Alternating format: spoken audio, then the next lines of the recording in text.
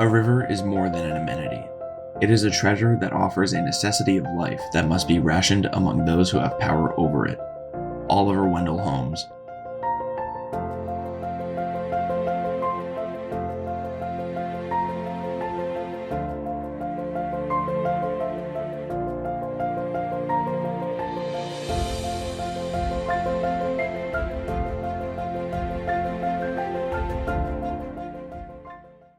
Manchester was settled in the early 1700s as an agricultural community along the banks of the Merrimack River. But as most people know, Manchester grew up into a large textile city. In fact, the Emskake Mills was the largest single textile mill in the world. Unfortunately, everyone used the Merrimack River for the dumping ground, not only the textile mills, but all the residents of Manchester, because they had no wastewater treatment at that time. And all they knew is that they put the pollution, the trash, whatever it may be, into the river and went away downstream. And unfortunately, they had little regard to the residents downstream. The Merrimack River, mainly because of the textile industry, unfortunately became one of the most polluted rivers in the world.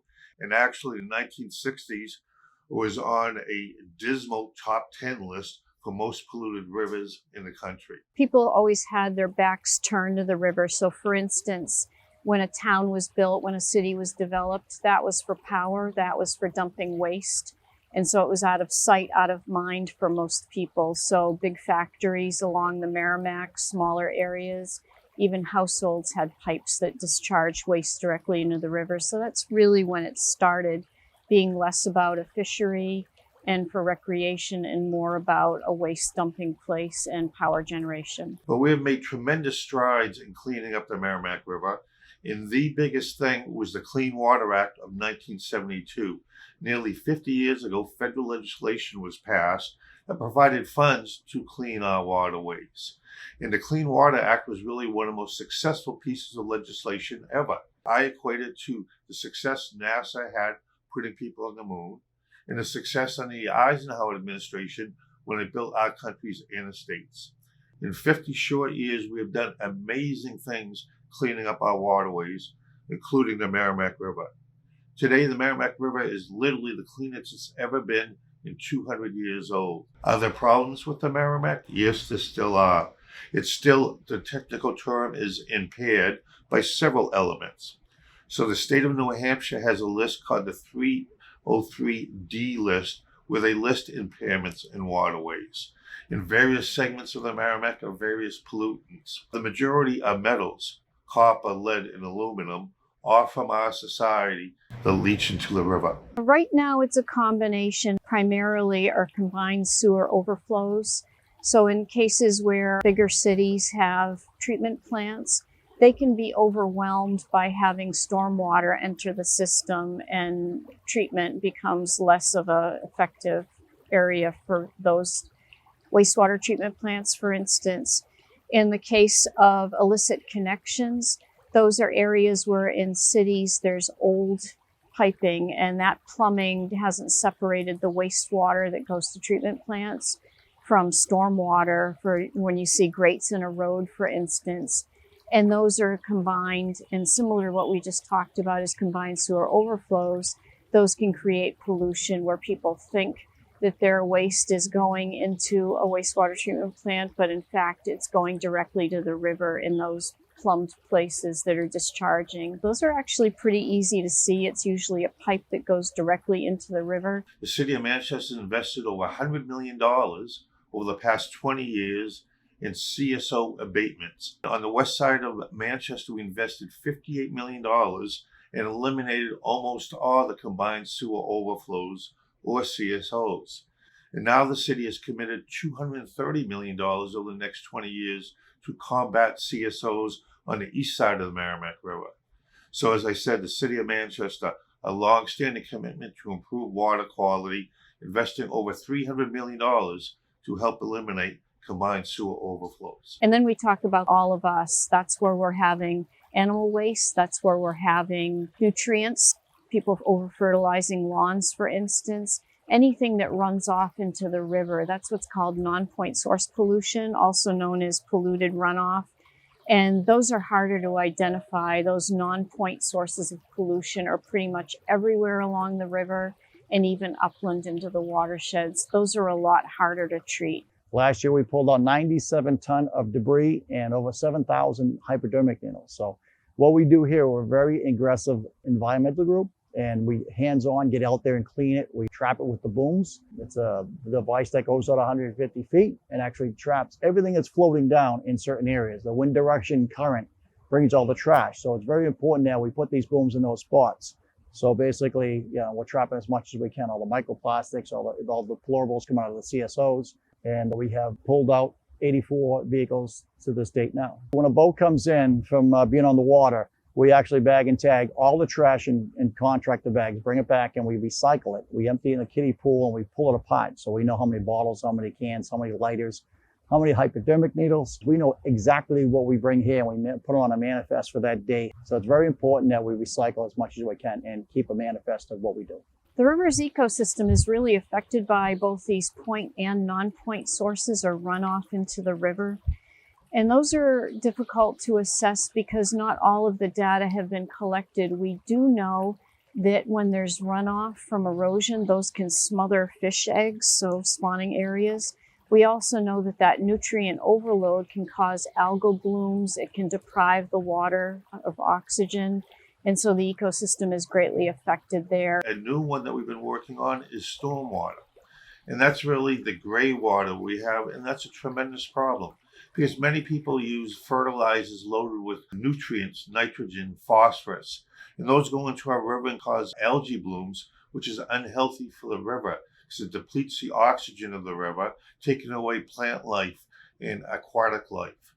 So between CSOs, stormwater, and providing sewer service to the residents of Manchester are really three of the biggest things to help clean the Merrimack River. Drinking water has been a difficult issue where other sources have been running low or running dry. A lot of them are looking now to rivers to augment their water supplies.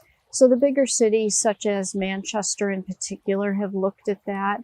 And then smaller communities are looking for wells along the rivers where there are stratified drift aquifers, there's sand and gravel, where nice clean water is running underground in rivers of their own sort of way, and making sure that those areas are not taking too much water from those wells because those wells are fed by the river itself. So I think all of the communities are struggling with it that provide water, drinking water in particular, because whether it's withdrawn directly from the river or whether it's wells along the river, that's all contributing to how much water is being taken from the river. We want to make sure that the river water is clean because whether it's withdrawn directly or whether it's from one of those wells, it has to be clean water with minimal treatment. I'm very proud to say that the city of Manchester is using the Merrimack River for its drinking water. In fact, right now under construction in Hooksett is a brand new 8 million gallon a day water treatment plant that Manchester Waterworks is constructing. And that water is actually targeted for southeastern New Hampshire, where the state has implemented a wide-ranging water plan. So residents in Salem, Wyndham, Danville will all be getting the water from the Merrimack River. And in fact, 500,000 people downstream of this facility take their drinking water from the Merrimack River. Nashua, Tingsboro, Lowell, Haverhill. So our job here, the Manchester Wastewater Treatment Plant, is very, very important, again, to provide clean water to the 500,000 people that are drawing their drinking water out of the Merrimack River. Why should people care about restoring the Merrimack River? Well, for the physical health and economic well-being of the individuals and the state. One of the greatest discoveries in science was the link between waterborne diseases and dirty water. People cannot live without clean water. Number two, clean water is really the economic engine of the state of New Hampshire.